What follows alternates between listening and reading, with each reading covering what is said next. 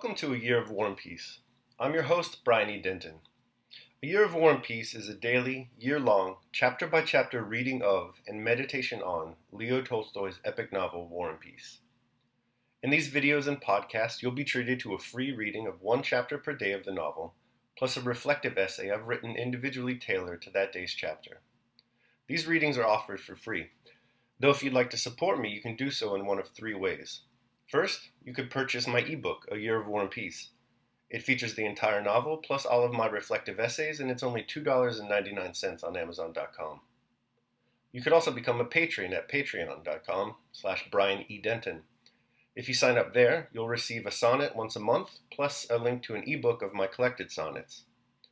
Finally, if you like, you can make a one-time donation to my PayPal account. The email there is brianedenton@gmail.com. You can also use that email to contact me. I'd be happy to hear from you. Your support is greatly appreciated. Today's reading and reflection is from chapter 315. Chapter 315. Besides a feeling of aloofness from everybody, Natasha was feeling a special estrangement from the members of her own family. All of them, her father, mother, and Sonia, were so near to her, so familiar, so commonplace, that all their words and feelings seemed an insult to the world in which she had been living of late, and she felt not merely indifferent to them, but regarded them with hostility. She heard Dunyasha's words about Peter Ilyinich and a misfortune, but did not grasp them. What misfortune? What misfortune can happen to them? They just live their own old, quiet, and commonplace life, thought Natasha. As she entered the ballroom, her father was hurriedly coming out of her mother's room. His face was puckered up and wet with tears. He had evidently run out of the room to give vent to the sobs that were choking him.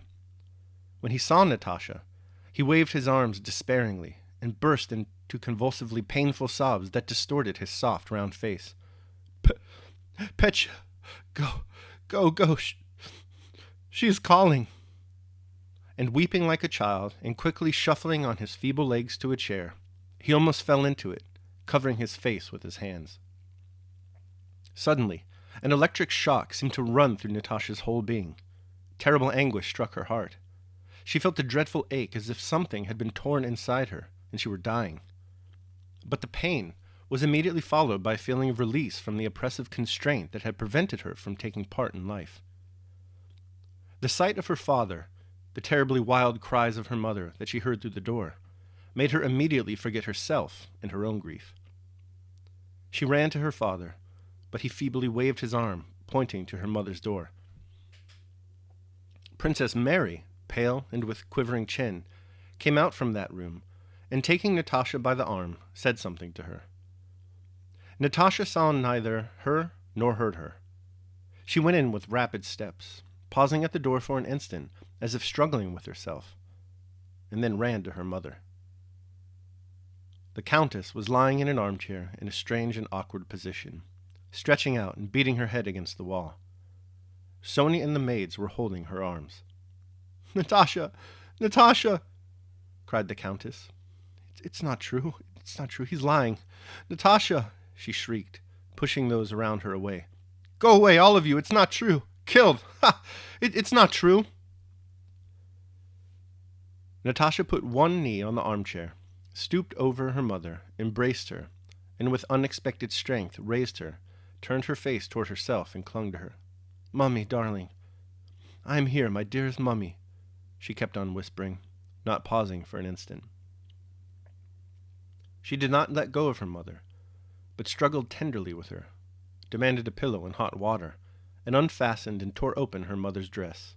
My dearest darling, Mummy, my precious, she whispered incessantly, kissing her head, her hands, her face, and feeling her own irrepressible and streaming tears tickling her nose and cheeks. The Countess pressed her daughter's hand, closed her eyes, and became quiet for a moment. Suddenly, she sat up with unaccustomed swiftness, glanced vacantly around her, and seeing Natasha, began to press her daughter's head with all her strength. Then she turned toward her daughter's face, which was wincing with pain, and gazed long at it. Natasha, do you love me? She said in a soft, trustful whisper, "Natasha, you would not deceive me. You'll tell me the whole truth?" Natasha looked at her with eyes full of tears, and in her look there was nothing but love and an entreaty for forgiveness. "My darling mummy," she repeated, straining all the power of her love to find some way of taking on herself the excess of grief that crushed her mother. And again, in a futile struggle with reality, her mother, refusing to believe that she could not live when her beloved boy was killed in the bloom of life, escaped from reality into a world of delirium. Natasha did not remember how that day passed, nor that night, nor the next day and night. She did not sleep and did not leave her mother.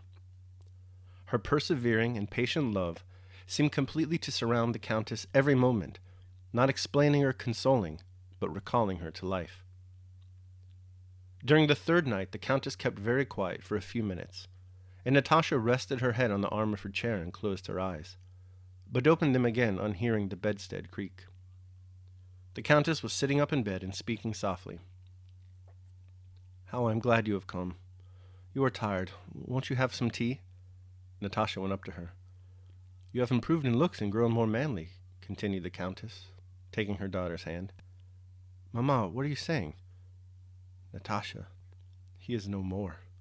No more." And embracing her daughter, the Countess began to weep for the first time.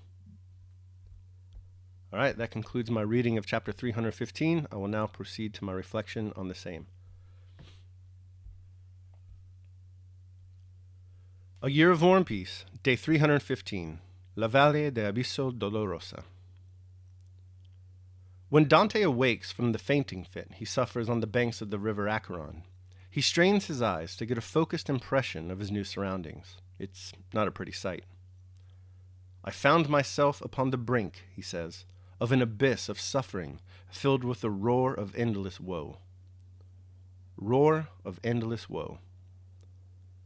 In the fictional universe of Dante's Inferno, we understand that the poet is looking for the first time at the realm of hell. For readers medieval and modern, Dante could just as easily be describing the world as it exists. How else are we to describe a reality plush with experience similar to what the Rostovs endure in today's reading? We are speaking, of course, about Petya's passing. Few experiences are more traumatic than the death of a child, though it be but one mere fruit in this garden of misery and melancholy. The Rostovs react as we'd expect them to.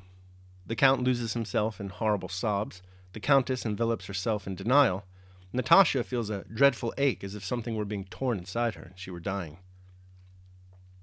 This loss will be with them forever. Accompanying emotions of grief and guilt and pain will walk alongside its memory. Also, and this will be familiar to anyone who has ever experienced the loss of a loved one, they are likely to find themselves asking the disquieting question of why. Why is it the world's emotional baseline is that of suffering rather than joy? Why do such things happen? There are no easy answers. The first step in understanding is probably to seek out a grief counselor. Then, as the initial pangs of pain subside, it helps to consider the vast expanse of all creation, its nature, and our vanishingly small part in it. Daily meditation. The universe is either a confusion and a mutual involution of things, and a dispersion, or it is unity and order and providence. If then it is the former, why do I desire to tarry in a fortuitous combination of things and such a disorder? And why do I care about anything else than how I shall at last become earth? And why am I disturbed, for the dispersion of my elements will happen whatever I do? But if the other supposition is true, I venerate, and I am firm, and I trust in him who governs. Marcus Aurelius, Meditations. All right, so that concludes my reading of and reflection on chapter 315 of War and Peace. I hope you enjoyed it. Thanks so much for reading along with me today. Remember that if you'd like to support me, you can do so either by purchasing the ebook, A Year of War and Peace, becoming a patron at patreon.com, or making a one-time donation at PayPal. The links to all that are down below in the description. Also in the description, you'll find links to my Amazon wishlist for books and movies. If you decide to support me by purchasing one of those, we'll set up a Zoom call or something to talk about that book or movie. No matter how you decide to support me, if you do at all, doesn't matter. It's greatly appreciated. Tomorrow, we're going to be reading and reflecting on chapter 316. I hope you'll join me. Until then, take care of yourselves and others.